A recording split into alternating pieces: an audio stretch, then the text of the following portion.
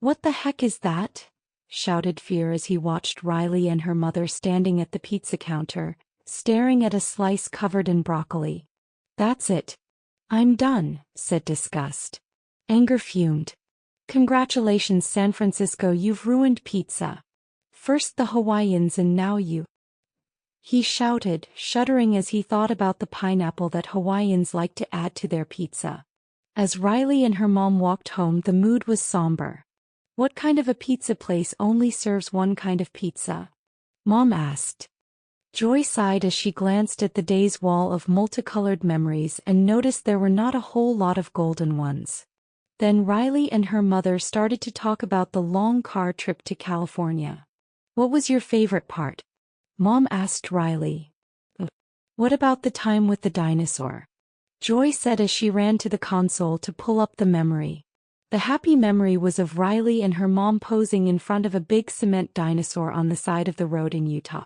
As Dad knelt to get the shot, the car started to roll down the hill behind him. Riley and Mom tried to tell him, but he was too busy trying to take the perfect picture. By the time he finally noticed, it was too late. Dad ran after the car as it rolled in reverse and crashed into the tail of a cement stegosaurus. "I liked that time at the dinosaur," Riley said, smiling. "That was pretty funny." The emotions chuckled as Riley enjoyed the memory. But then something strange happened. The memory turned blue and Riley's smile faded. "Wait, what happened?" Joy asked as she spun around, trying to figure out what had gone wrong.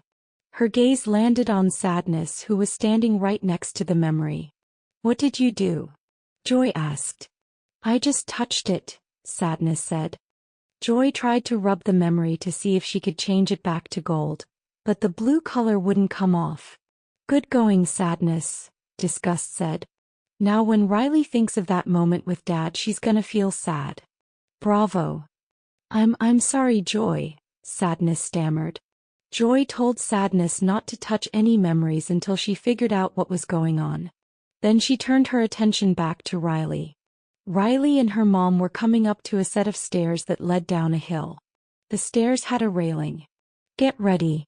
This is a monster railing and we are riding it all the way down," Joy said as she took control of the console.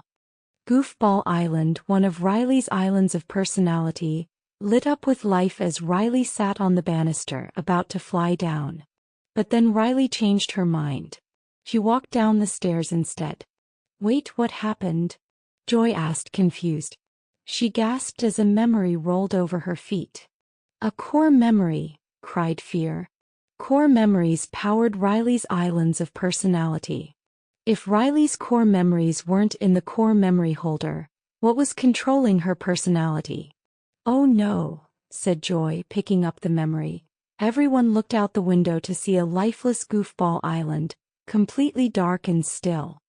Joy rushed to the core memory holder and saw Sadness standing right next to it. "Sadness!" she shouted. "What are you doing?" "It looked like one was crooked, so I opened it and then it fell out."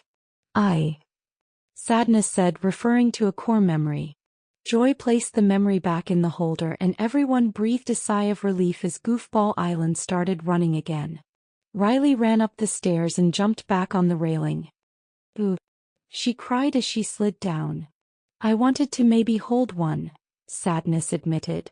She reached toward a core memory and it started to turn blue. As the other emotions gasped, Joy grabbed Sadness's hand before she could remove it. The memory turned back to gold. "Sadness," Joy scolded. "You nearly touched a core memory. And when you touch them, we can't change them back." Sadness felt terrible. "I'm sorry," she said. "Something's wrong with me. It's like I'm having a breakdown." "You are not having a breakdown," said Joy. "It's stress." Sadness sighed. "I keep making mistakes like that." "I'm awful." "No, you're not," Joy interrupted, but Sadness continued. "And annoying." Joy wanted Sadness to stop focusing on what was wrong. "There's always a way to turn things around, to find the fun," Joy said. "I don't know how to do that," Sadness said. Joy suggested that Sadness think of something funny, but she couldn't seem to do it. Sadness constantly focused on the negative, while Joy saw the rain as a fun opportunity for Riley to jump in puddles and carry a cool umbrella. Sadness liked when the rain made Riley feel soggy, droopy, and shivery. Sadness even started to cry as she thought about it. "Oh hey, Izzy. Why are you crying?" Joy asked softly. "Crying helps me slow down and obsess over the weight of life's problems," she said. Joy put her head in her hands to think of a way to keep Sadness out of trouble. "Let's think about something else," she said, leading her over to the manual shelf. "How about we read some mind manuals, huh? Sounds fun." Joy left Sadness among the stacks of books and marched back to work.